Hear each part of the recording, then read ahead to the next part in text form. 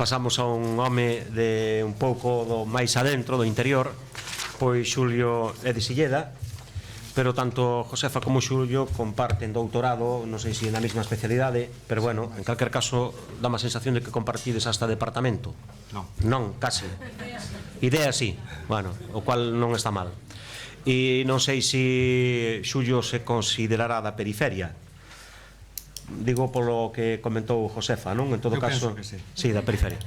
Bueno, a conferencia ou o relatorio do que vai a falar Xulio xa o adiantou un poquinho Josefa, polo tanto, doulle a palabra a él, que realmente é o que ten o protagonismo. Cando queira, Xulio. Ben, grazas pola presentación e gracias tamén por convidarme. O ese ben, supoño, non? Bueno, antes de nada, quería un pouco presentarme a mí mesmo. Realmente, eu nos últimos anos non son investigador arqueolóxico, son un arqueólogo, pero nos últimos anos eu traballo en patrimonio histórico na Xunta de Galicia. Realmente eu, a miña labor nos últimos anos sempre foi, que sempre que traballei na Xunta de Galicia, vocacional. Evidentemente a nós non nos pagan por investigar, pero nos últimos anos, debido ás actividades que estou sometido, pois a investigación prácticamente a teño reducido a cero.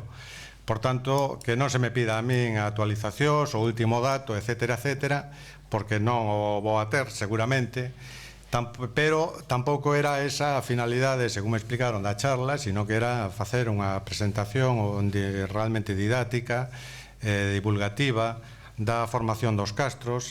Tamén me pediron que entrara un pouco na problemática celta. Entón, bon, pois a iso vou.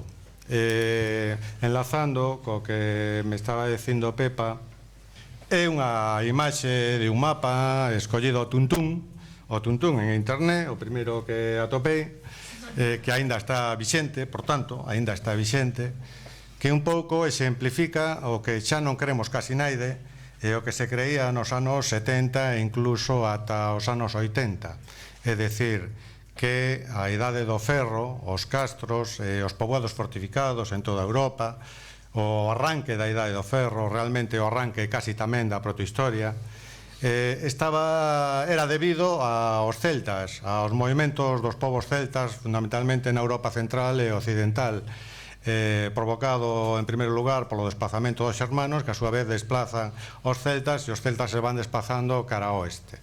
Entón, nesas vagas que as teorías dos anos 70 e anteriores en boga comezaban en que unha primeira vaga ou oleada de chegada de celtas ao norleste da Península Ibérica a Cataluña en relación cos campos de urnas en torno aos 900, 800 antes de Cristo, no bronce final, e unha segunda, quizáis según outros, terceira oleada entre os anos 750 e 70 antes de Cristo, procedente dos Países Baixos e Alemanha, e unha terceira entre os 650 e os 600 procedente de Francia.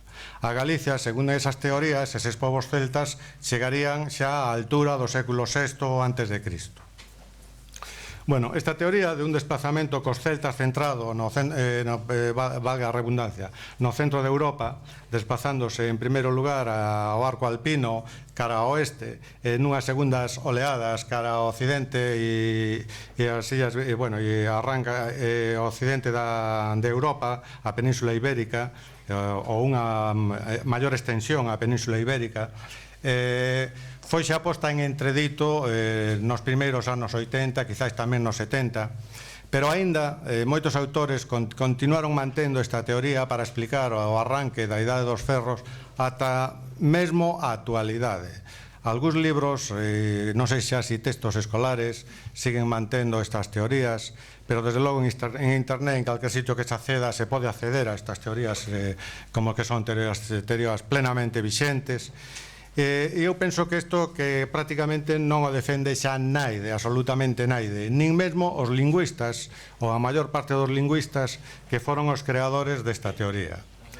Esta teoría, por exemplo, vou a ler o que opina un lingüista, por onde anda, por aquí, Xaverio Ballester, da Universidade de Valencia, no ano 2004, que di, referido a esta teoría, respecto da expansión da lingua celta, como quiera, la sensación actual es la de que aquella perspectiva tradicional de invasiones de feroces celtorros, irónicamente, rubicundos a lomos de pollino corcel y zurrándoles a taimados y morinetes íberos para apoderarse de sus feraces tierras en el amanecer de la Edad del Hierro, es un modelo totalmente inoperante, porque no presenta posibilidad alguna de conjunción con los datos antropológicos, arqueológicos, geográficos, genéticos, históricos, ni lingüísticos, remata. É dicir, este autor, que pertenece á corrente da teoría da continuidade da lingua, evidentemente unha teoría lingüística crítica, pon en evidencia as grandes carencias que ten a lingua ou esta teoría de expansión da lingua celta. Eles propoñen unha teoría distinta, que a mí me pode particularmente tan interesante ou máis que esta, pero que, igualmente que esta, non ten ningún fundamento completamente seguro. Cando un fala cos lingüistas en petit comité destas cousas, pois ningún fai afirmacións taxantes. Entón, isto porque se apagou. Ben. Entón, exposta esta teoría vixente ata os anos 70 e 80, arranque dos 80, durante os anos 90, igual arranque do 2000, en Galicia viñemos mantendo outra teoría, que era que os castros se formaban a partir de si mesmos, é dicir, un proceso endóxeno, que tiña impulsos procedentes, por un lado, do Mediterráneo e, por outro lado, do Atlántico. Deixouse de falar de Hallstatt e Latén, igual que se deixou de falar, eu lembro-me un artigo que nos fixo dos anos 80 de un inglés que non sei de quen é agora, escrito en francés, que se chamaba Adiós a Hallstatt, Adiós Latén, nos anos 80. É dicir, nin na Europa mesma, na Europa central mesma, se poden soster tan dogmáticamente cuestións deste tipo. Bueno, pois mantiñamos nos anos 90 que a formación dos castros era un proceso endóxeno que estaba enmarcado dentro do contexto europeo de todo o que sucedía en Europa, que era a creación de sociedades máis complexas e a creación de poboados fortificados, que é algo que en 100 anos máis antigo, 100 anos máis moderno, sucede en toda a Europa central e occidental. O castro de Santa Trega, que todos coñeceredes, que, bueno, na actualidade ocupa desde aquí ata aquí unhas 20 hectáreas de superficie. Estas 20 hectáreas de superficie son unha ocupación prácticamente do século I antes de Cristo ou do cambio de era. Pero este castro ten antecedentes aínda mal coñecidos no bronce final, inicios da Idade de Ferro, é dicir, nun primeiro momento do que nós chamaríamos castros. Non sabemos se isto é un castro ou non é castro. De todos os xeitos, é un poboado en altura, estea fortificado artificialmente ou non. E digo isto porque, bueno, no castro de Santa Trega existen no propio museo moitas pezas de bronce, puñais, colgantes amorcelaos, colgantes en forma de tulipa ou atrompetaos, e algunhas outras pezas, da igual, que son bastantes, que apareceron en excavacións antigas e que están mal contextualizadas nesas excavacións. Esas pezas non creo que chegaran aí como chatarra para refundirse. É dicir, hai que ter en conta que as excavacións recientes en Santa Trega están circunscritas a este punto de aquí, pero todo o resto do poboado naide excavou en épocas recentes. Entón, bueno, moitos sostemos, ou algúns sostemos, que o castro de Santa Trega ten unha ocupación antiga. Outro castro que é igualmente semellante é o castro do Monte do Facho, que está sendo excavado nestes últimos anos en Cangas, que tamén ten unha ocupación antiga dende o bronce final. Os datos das excavacións recentes que están circunscritas á parte alta non baixaron en profundidade dos niveis máis recentes, é dicir, dos niveis que son dos séculos II ou III antes de Cristo. E non se sabe se nesa parte de alta, ou creo, ou eu polo menos non o sei de momento, se nesa parte alta existen ocupacións moi anteriores. Pero sí apareceron moitos restos arqueolóxicos, sobre todo cerámicos, pertencentes ao bronce final, cerámicas neste punto de aquí, en moitísima cantidade. Eu os coñezo, que as persoas que excavaron, e aí, evidentemente, hai un asentamento que non se sabe se chega ata a cima ou non chega durante o bronce final, comezo de Idade do Ferro, é dicir, no momento en que estamos falando que é o da formación dos castros. Outro castro, excavado de antigo, que tamén ten un momento que arranca neste período, e neste período non estou dicindo datas, pero vayamos a poñer, estou falando entre os séculos 9 e 7 antes de Cristo, que é Castromao, en Celanova, en Ourense, que tamén ten niveis antigos. Esta fotografía está tomada desde a parte alta do castro. Este castro está no remate casi de un pequeno esporón, e desde o propio castro, no extremo contrario a esta imaxe, se domina todo o val do río Arnolla. Todos estes castros teñen un dominio estratégico dos vales moi importante. O mesmo sucede con este castro que é Penalba, que ten un único nivel de ocupación pertencente a unha etapa antiga en Campo Lameiro, que tamén ten un dominio do val que é na vista oposta a esta que estamos mostrando de todo o val do río Lérez.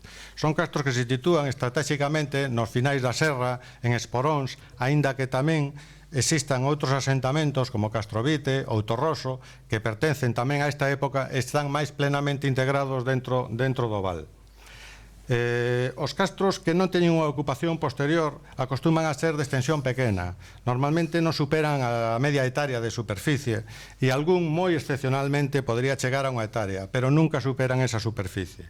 É dicir, son poboados pequenos, realmente son aldeas de 40, 50 persoas como moito. Hai que ter en conta, por outra parte, que dentro desas aldeas, cando se excava, as vivendas non teñen unha densidade de ocupación moi elevada, sino que tamén están bastante dispersas. Pero xa dentro desas teorías que pantiñamos, e aínda se manteñen, teñen visos de realidade, o que pasa que no momento actual supoño que as cousas son máis complexas, e despois as concretarei, tamén empezaba a ver pequenos xacementos ou asentamentos que se apartaban dese patrón. É dicir, nun momento en que se mantiña era que na Idade do Ferro arrancaban os castros, os poboados fortificados situados en altura como consecuencia dunha complexización social, dunha xerarquización de asentamentos, porque coetáneamente a eses poboados fortificados existen outros de tradición anterior situados en ladeiras sin fortificar, e que podían desempeñar a función de lugares centrais, eses poboados situados en altura e con condicións de dominio visual, condicións estratégicas de dominio visual de territorios vitalmente importantes.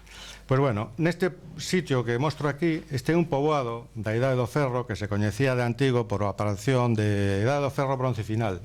Está situado, antes se coñecía como Chan das Pipas en Ponte Caldelas, e agora que os cavou Alfredo González Ruibal lle pon outro nome. Ben, parroquia de Caritel.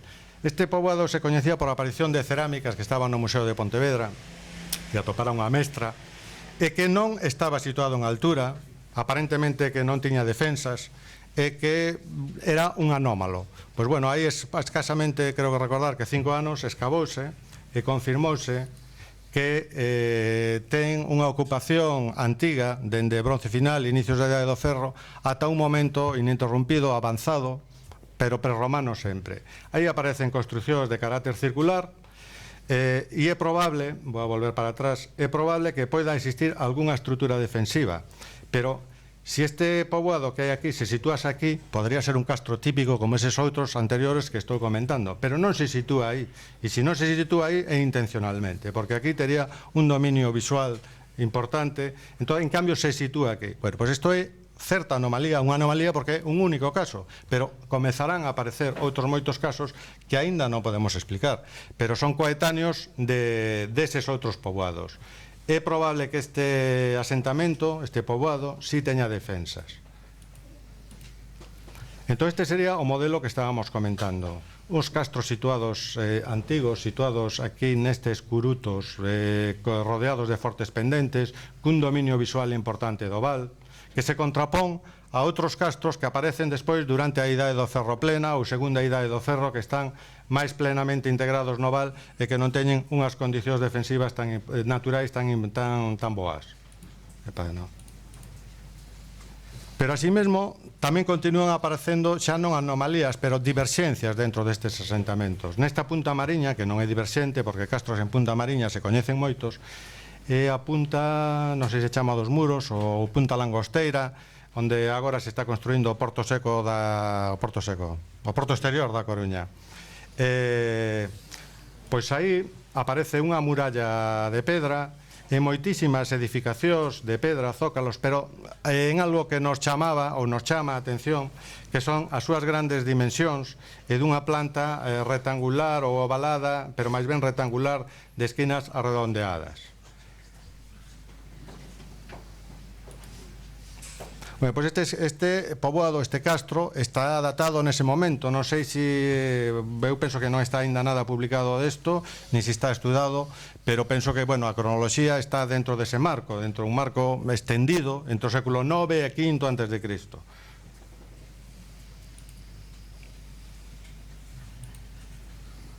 Bueno, este é o mesmo castro, este é a muralla a vista do exterior. Este é outro sitio. Isto está situado en Vilalba. Foi escavado, ou en Vilalba, en Lugo. Foi escavado con motivo da autovía do Cantábrico. É un poboado situado ao pé de un castro clásico, probablemente un castro da segunda idade do ferro, onde apareceron unhas estruturas en zona chan desta forma, que realmente recordan as que estaban no castro da Punta Langosteira. As cerámicas que aparecen aquí, e non sei se algún outro material, xa ni me lembro, do día que estiven de visita, son do bronce final, inicios da idade do ferro, e aparecen cercados. Bueno, tamén aparecen edificacións, tamén ovaladas, plantas rectangulares, esquinas redondeadas de buracos de poste, e aparecen cercados feitos con foxas e empalizadas de madeira. Neste caso non había buracos de poste, pero outro poboado que de outra época, probablemente calcolítico, que sí os había, pero que responde moito a empalizada exterior ao mesmo esquema. Bon, pois estes poboados que tamén son coetáneos dos primeiros castros, xa non son unha anomalía, pero hasta agora viñan sendo unha anomalía. Bueno, os castros estos primeiros teñen murallas variadas. Este é o castro da Punta do Tallo, nunha punta mariña en Ortigueira, escavado na década dos 80, creo recordar, por Emilio Ramil. Ten unha muralla que realmente é unha muralla de terra que está rodeada dunha especie de coiraza de pedra. É unha muralla realmente que é un parapeito de terra e pedra. Outras murallas, como esta pequena, o castro do Neixón pequeno, son murallas térreas. Pero outras son realmente murallas de pedra auténticas con dous paramentos.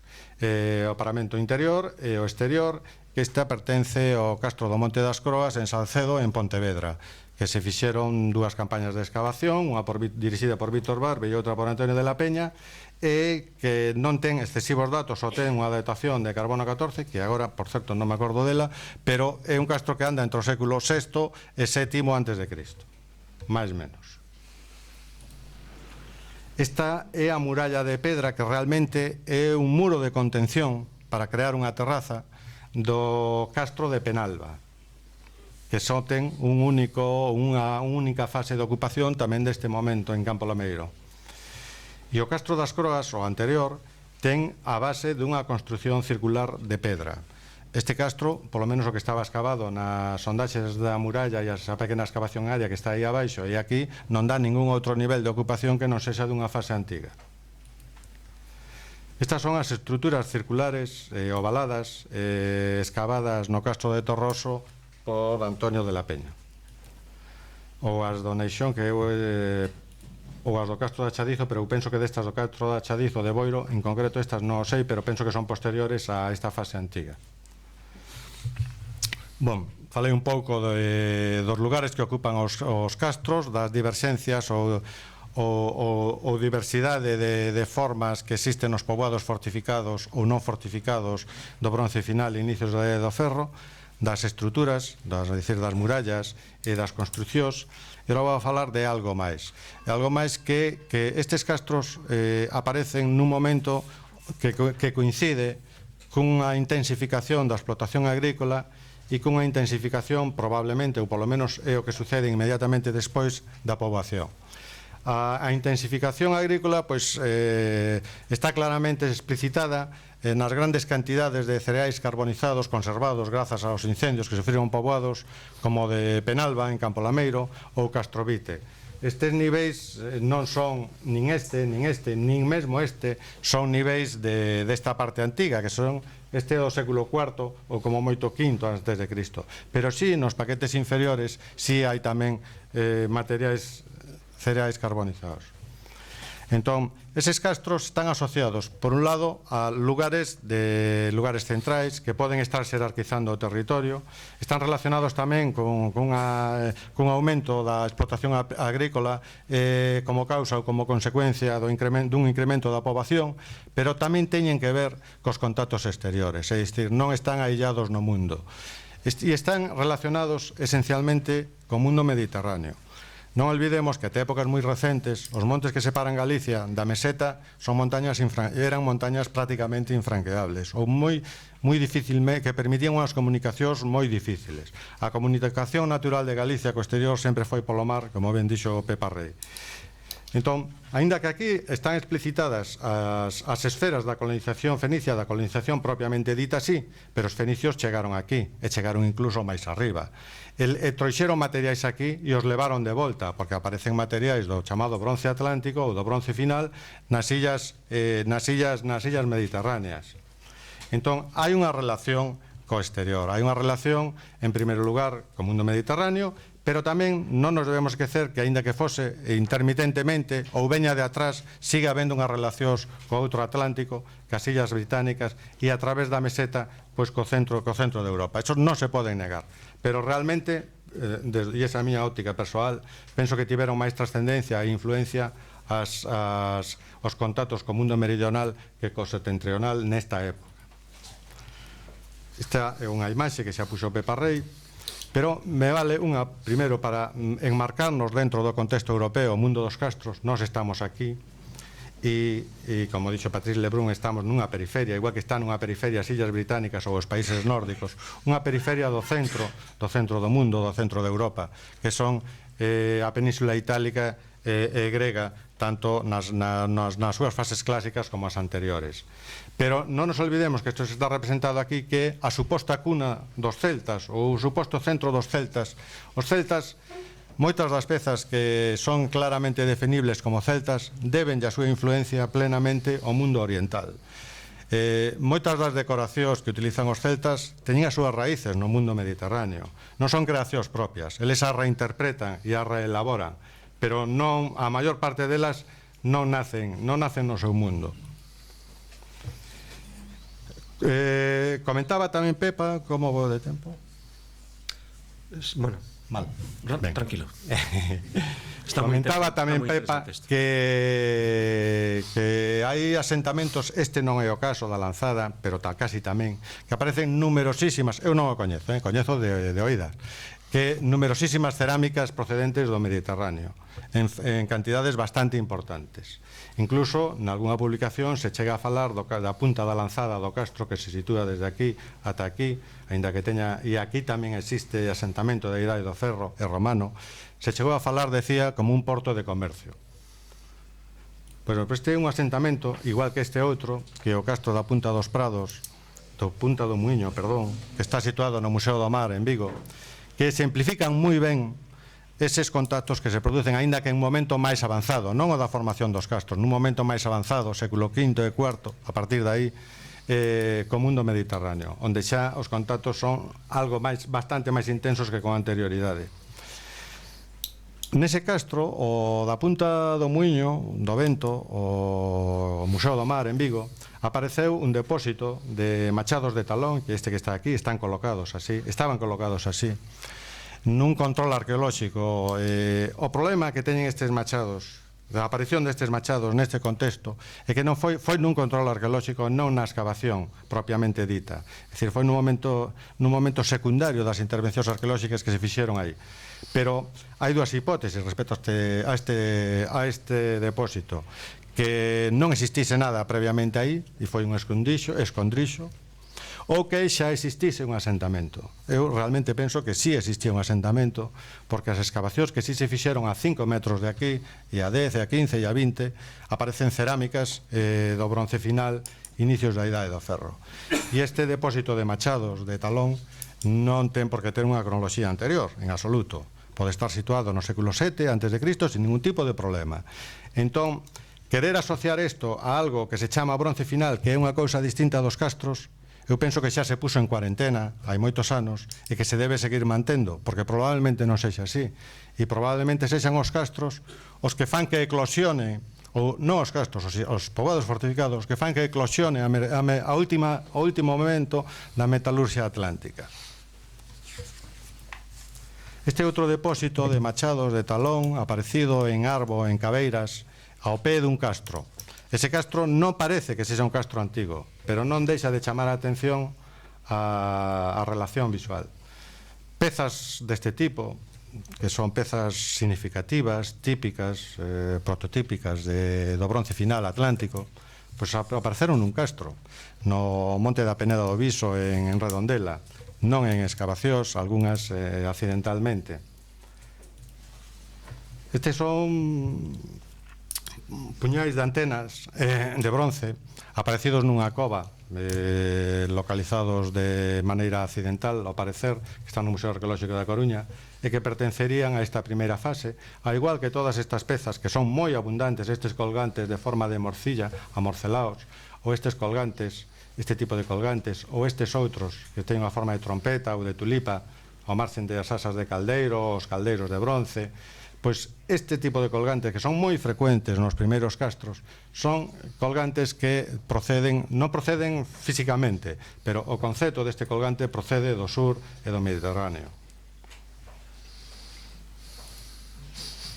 As primeiras fíbulas que aparecen nos castros, bueno, non as primeiras, igual as segundas, pero nesta fase de arranque dos castros.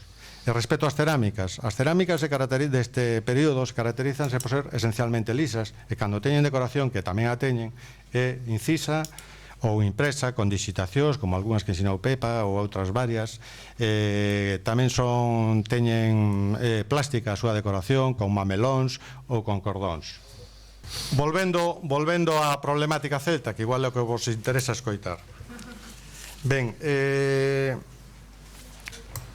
eu me pregunto, cando alguén científico, un arqueólogo ou algún outro científico, un lingüista, un antropólogo, un sociólogo, se fala de celtas, querería saber que é do que fala realmente, porque algúns falan de cultura celta para referirse a Galicia, outros falan dos celtas, outros falan da etnia celta.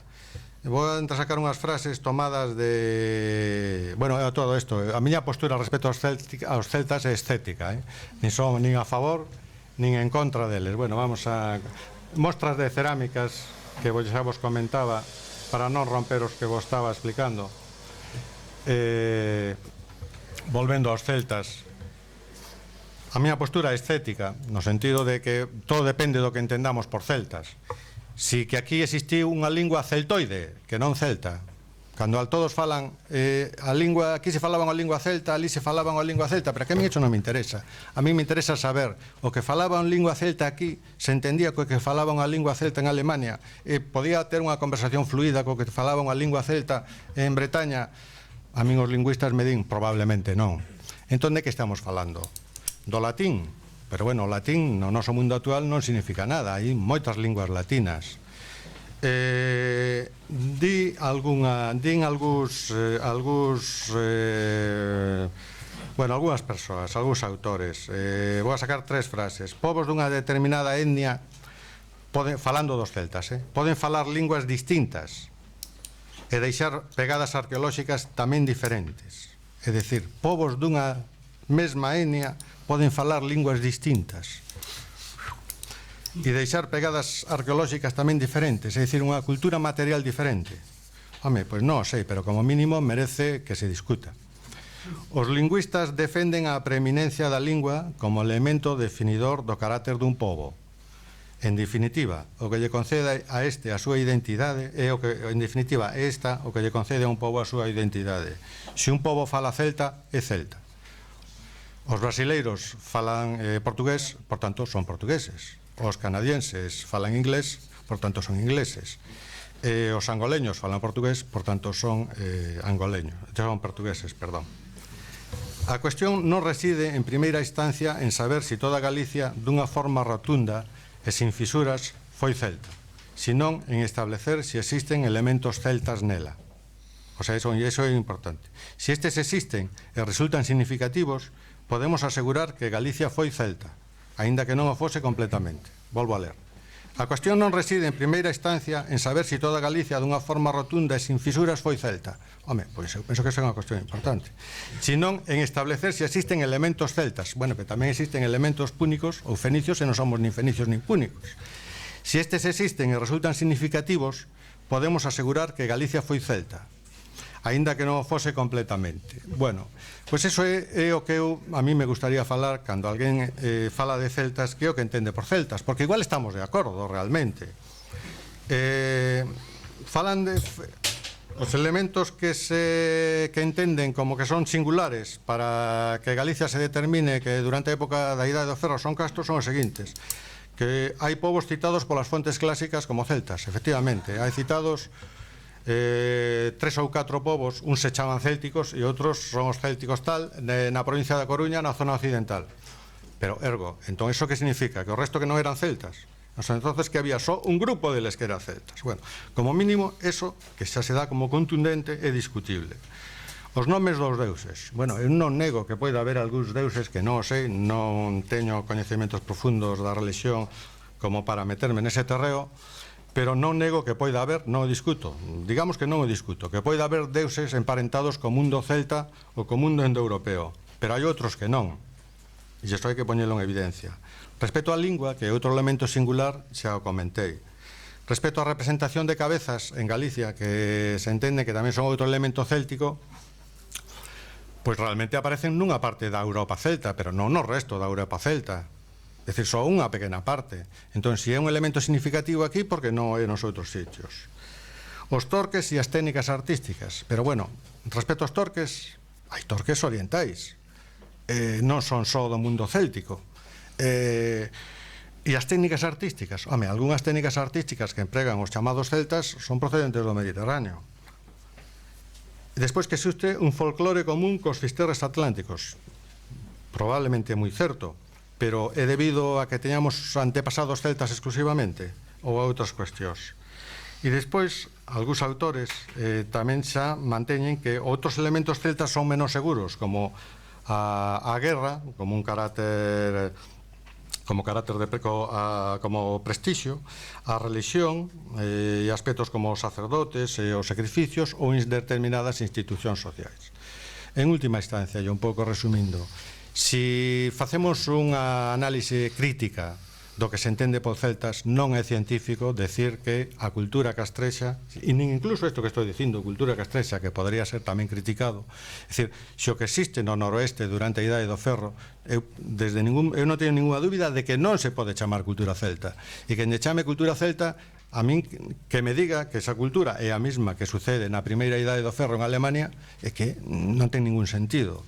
Ou a que está sucedendo na primeira Idade do Ferro nas Illas Británicas é que non ten ningún sentido, porque son completamente distintas a nivel material.